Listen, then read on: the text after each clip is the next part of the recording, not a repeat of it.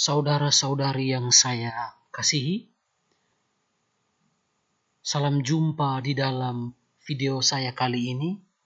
Kali ini saya mau berbicara mengenai Raja Don Lorenzo II DVG. Beliau hidup pada tahun 1859 hingga 1910. Beliau adalah Raja Larantuka yang ke-17. Baik, tanpa berpanjang kata, marilah kita mendengarkan cerita singkat mengenai Raja Don Lorenzo II DVG ini. Saya mulai dari profil diri. Raja Don Lorenzo II DVG dikenal juga dengan nama Raja Usineno. Ia dilahirkan pada bulan Juli 1859. Ayahnya bernama Don Juan Baptista DVG yang sehari-hari juga dikenal dengan nama Raja Kino. Ayahnya ini merupakan adik dari Raja Don Gaspar DVG. Don Lorenzo II DVG dibaptis oleh Pater Jan Peter Sanders PR pada tanggal 6 April 1860 dan menerima komuni pertama pada tanggal 6 April 1873. Beliau mampu membaca dan menulis dalam bahasa Melayu dan cukup fasih berbicara bahasa Belanda. Pada tahun 1875, ia diangkat sebagai asisten kepala dari sebuah perkebunan kopi yang dibuka dan dikelola oleh sebuah sekolah misi di Flores Timur. 2 tahun kemudian, tepatnya pada tahun 1877, ia diangkat sebagai kepala sekolah dari sekolah misi tersebut. Ia menikahi Maria Diaz. Maria Diaz ini adalah seorang wanita dari Nobo. Pernikahan mereka dilangsungkan di Larantuka pada tanggal 25 November 1886 oleh Vikaris Apostolik Batavia pada saat itu yang bernama Pater Adamus Carolus Claessens PR. Don Lorenzo II DVG diangkat menjadi Raja Larantuka pada tanggal 14 September 1887 dan merupakan Raja Kerajaan Larantuka ke-17. Dari pernikahan dia dengan Maria Diaz, dia memiliki 4 orang anak. Anaknya yang pertama adalah seorang laki-laki berumur 3 bulan ketika anak itu meninggal, dan anaknya yang kedua berjenis kelamin laki-laki dan diberi nama Johannes Servus Dias Vera de Godinho. Pada tanggal 4 Februari 1891, Maria Diaz ini melahirkan sepasang bayi kembar dan Dona Maria ini meninggal pada hari itu juga. Kemudian Lorenzo yang kedua menikahi istrinya yang kedua bernama Johanna Wover da Silva atau yang sering disapa dengan nama Dona Johanna pada tanggal 20 Juni 1900. Dona Johanna berasal dari Larantuka.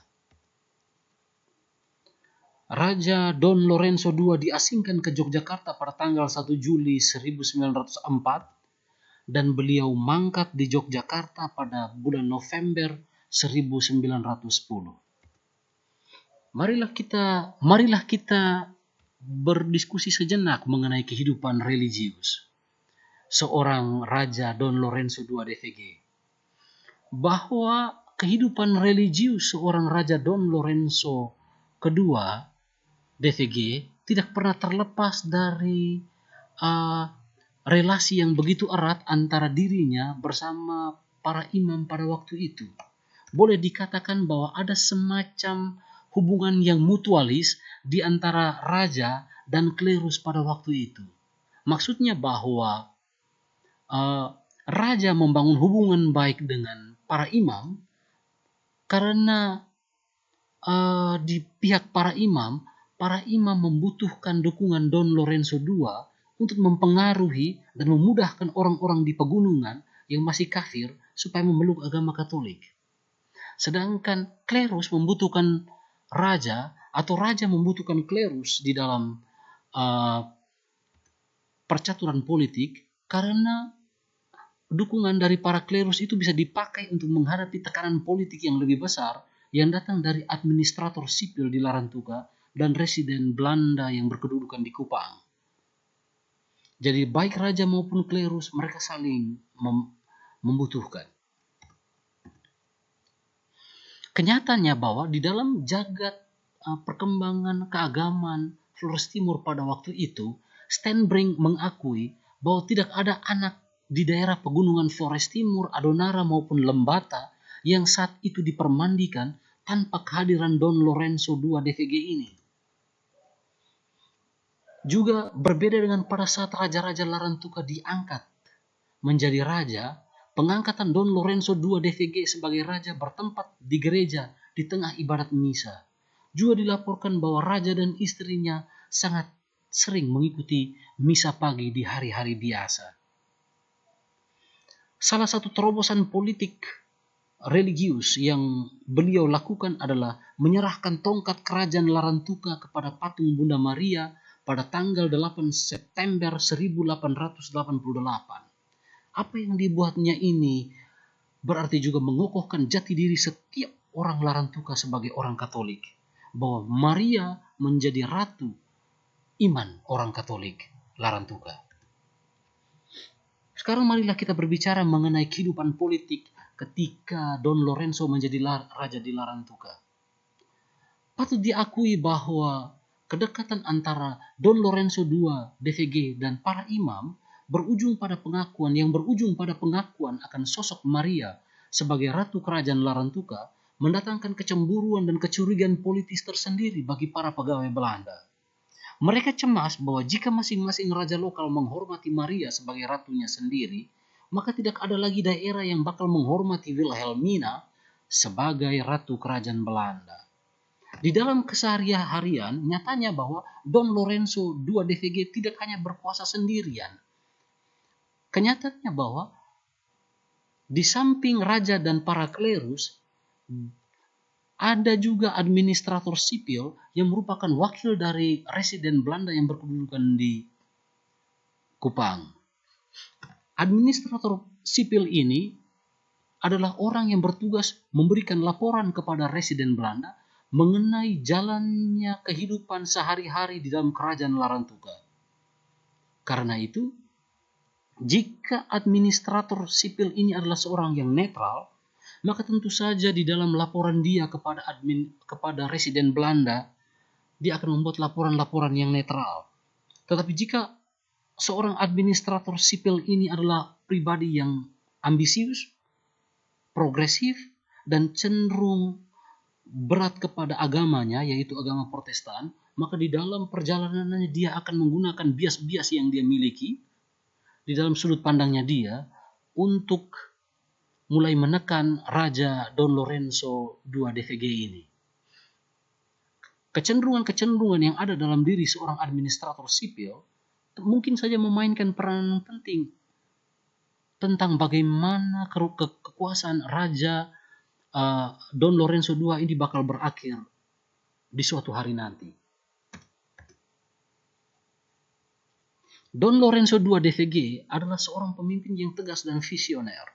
Dari apa yang dilakukannya sebagai raja, ia menghidupkan harapan di hati rakyatnya akan terbentuknya sebuah kerajaan Katolik yang definitif di timur Indonesia.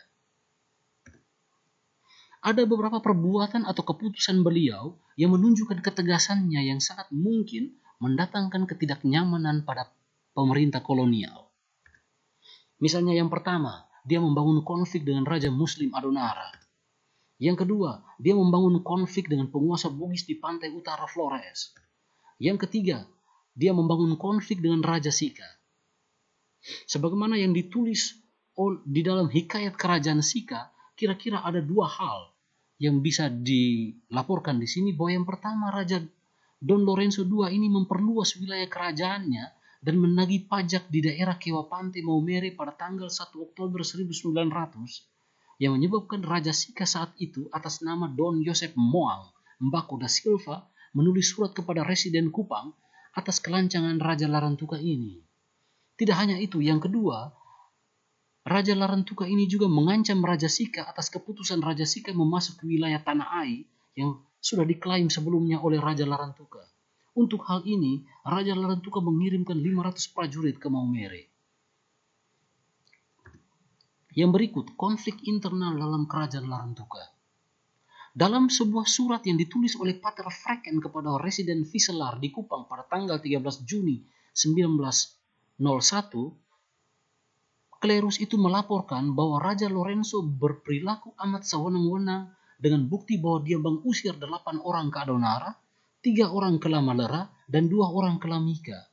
Sebagaimana juga diungkapkan oleh Stenbrink, salah satu teknik yang dipakai Lorenzo untuk memaksakan pembayaran denda oleh penduduk ialah dengan meminta seorang gadis berusia 15 tahun menuduh lebih dari 20 laki-laki telah memperkosa dia. Tanpa penyelidikan yang semestinya, semua laki-laki itu dijatuhi hukuman denda atau dikirim ke pembuangan.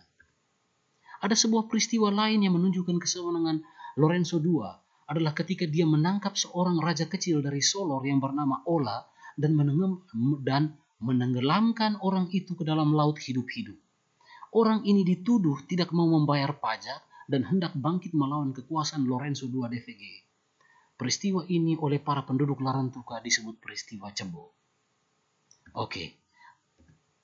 Dengan akumulasi peristiwa-peristiwa di atas, maka residen Kupang waktu itu yang bernama F.A. Heckler kemudian bertolak dari Kupang dengan sebuah kapal pelikan berwarna putih.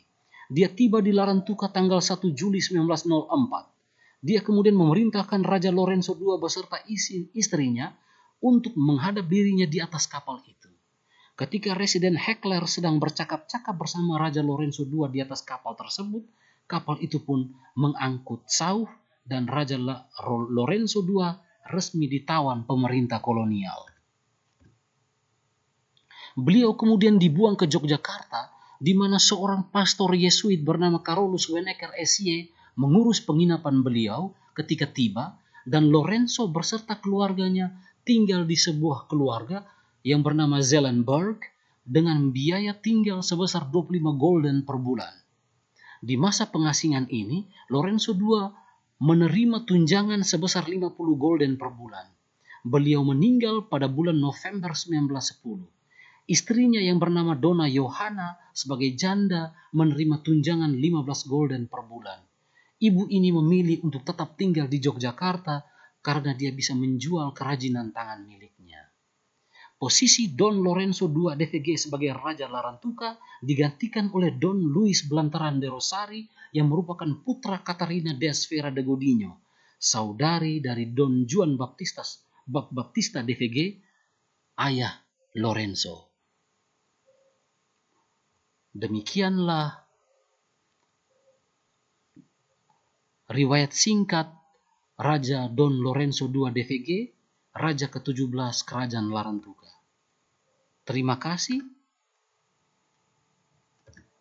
Jika Anda tertarik dengan video ini, jangan lupa untuk like, komen, dan subscribe pada channel video ini, agar Anda dapat menyaksikan konten-konten yang sama di kemudian hari.